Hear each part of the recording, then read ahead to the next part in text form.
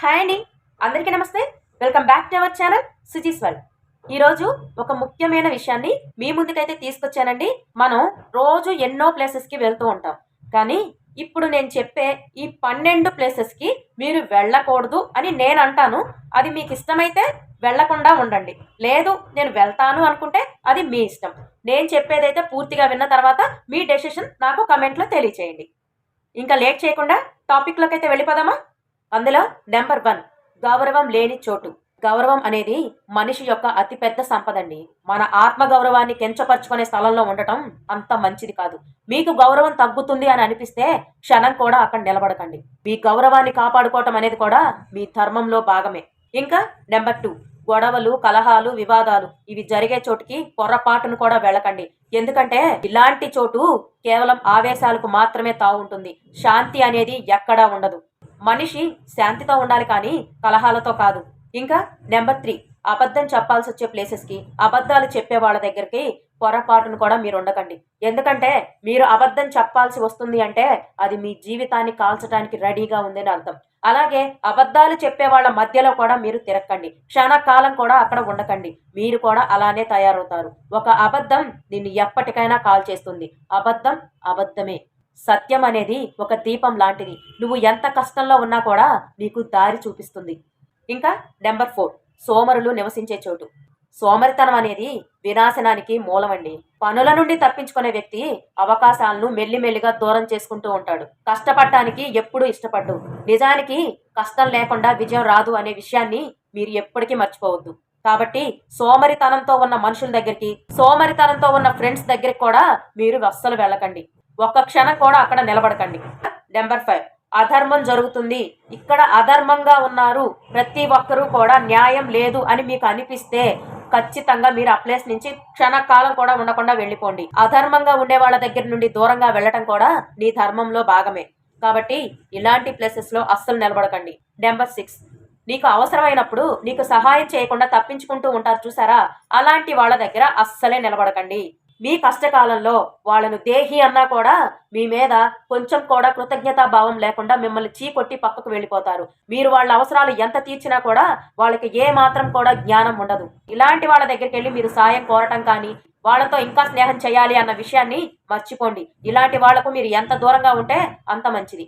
Number 7, మద్యం, జోదం, కామం ఆధిపత్యం ఉండే చోట మీరు పొరపాటును కూడా ఉండకండి. అక్కడ మనిషి వివేకాన్ని కోల్పోతాడు. అతని వివేకం మొత్తం నశిస్తుంది. ఇలాంటి వ్యసనాలతో మునిగిపోయిన వ్యక్తి నిర్ణయాలను తీసుకోవటంలో కోల్పోతాడు. నిర్ణయాలను తీసుకోవటంలో ఫెయిల్ అయిపోతాడు. ఇతరుల చేతిలో కీలుబొమ్మగా ఉండిపోతాడు. అదృష్టం వెంట ఉన్నా కూడా వివేకం అనేది కోల్పోవటం వల్ల ఆ అదృష్టం కూడా వాళ్ళని విడిచి వెళ్ళిపోతుంది. కాబట్టి అలాంటి ప్లేసెస్కి మీరు అస్సలు వెళ్ళకండి. చాలా దూరంగా ఉండండి. ఇంకా నెంబర్ 8, ఈర్ష్య, ద్వేషాలు నిండిన చోటుకి చాలా దూరంగా ఉండండి. అలాంటి ప్లేసెస్కి మీరు అస్సలు వెళ్ళకండి. ఇది ఒకరి పురోగతిని కూడా తట్టుకోలేదు. ఈర్ష్య, ద్వేషాలు ఉన్న చోట ఎవ్వరూ ఎదగలేరు. ఒక్కటి గుర్తు పెట్టుకోండి, ఈర్ష్యతో ఉన్నవాడు తనని తాను కూడా కాల్ చేసుకునే స్వభావంతో ఉంటాడు. అది తనకు కూడా తెలియదు. ఇంకా నెంబర్ 9, అవమానం జరిగే చోట. అక్కడికి వెళ్తే మీకు అవమానం జరుగుతుంది, నన్ను తక్కువగా చూస్తారు, ఎలాగూ నాకు అవమానం జరుగుతుంది అన్న విషయం మీరు గ్రహించినా కూడా పొరపాటును కూడా ఆ ప్లేస్కి వెళ్ళకండి. మీకు ఎంత ఉపయోగం ఉన్నా సరే మీకు అవమానం జరుగుతుంది అని తెలిస్తే అక్కడికి వెళ్లకుండానే ఉండండి. ఇంకా నెంబర్ 10, జ్ఞానాన్ని అవమానించే ప్లేసెస్కి. కొంతమందికి మీకంటే ఎక్కువ జ్ఞానం ఉండొచ్చు, ఇంకొంతమందికి మీకంటే తక్కువ జ్ఞానం ఉండొచ్చు. అలా అని చెప్పి నీ జ్ఞానాన్ని తక్కువ చేసి మాట్లాడే వాళ్ళ నుంచి దూరంగా జరగండి. జ్ఞానాన్ని గౌరవించలేని వాడు వారికి వినాశనం తప్పదు. జ్ఞానం అనేది మనిషి యొక్క అతిపెద్ద నిధి. కానీ ఆ జ్ఞానాన్ని గౌరవించలేని వాడు ఎంత జ్ఞాని అయినా సరే అతను అజ్ఞాని కంటే కూడా హీనమైన వాడే. కాబట్టి మీ జ్ఞానాన్ని అవమానిస్తున్నారు అని మీకు అనిపిస్తే అక్కడ పొర్రపాటును కూడా క్షణకాలం కూడా ఉండకండి. నెంబర్ 11, అధర్మ శాసకులు. అంటే తప్పుడు నిర్ణయాలు చేసి అక్కడ తప్పుడు పరిపాలన చేసే వాళ్ళు ఉంటారు చూసారా, అక్కడ క్షణకాలం కూడా నిలబడకండి. ఎందుకంటే వేరొకరి జీవితాలను అన్యాయం చేసే వాళ్ళ దగ్గర మీరు క్షణకాలం కూడా ఉండకండి. అధర్మం అనేది ఎదుటి వారిలోనే కాదు, మనలో కూడా ఉంటుంది. కానీ నీ ధర్మం ఈ అధర్మాన్ని బయటకు పంపించాలి. అలా ఉండాలి నువ్వు. అధర్మ శాసకులు నిన్ను మార్చడానికి ప్రయత్నిస్తూ ఉంటారు. అలాంటి వాళ్ళ దగ్గర కొంచెం సేపు కూడా నిలబడొద్దు, లేకపోతే నిన్ను మార్చడానికి ప్రయత్నిస్తూ ఉంటారు. అక్కడి నుండి వెంటనే వెళ్ళిపోవటానికి ప్రయత్నించండి. ఇంకా లాస్ట్ 1, నెంబర్ 12, నీ సిద్ధాంతాలకు వ్యతిరేకంగా పని చేయాల్సి వస్తే, వంగవలసి వస్తే పొరపాటును కూడా వంగి ఉండకు. నీ సిద్ధాంతాలకు వ్యతిరేకంగా నీకు ఎంత లాభం ఉన్నా సరే ఆ పనులను ఒప్పుకోకు. జీవితంలో కొన్ని అవకాశాలు వస్తూ ఉంటాయి. అవి మెరిసే బంగారంలా కనిపిస్తూ ఉంటాయి. కానీ వాటి వెనక ఎన్నో దుర్మార్గమైన ఆలోచనలు ఉంటాయి.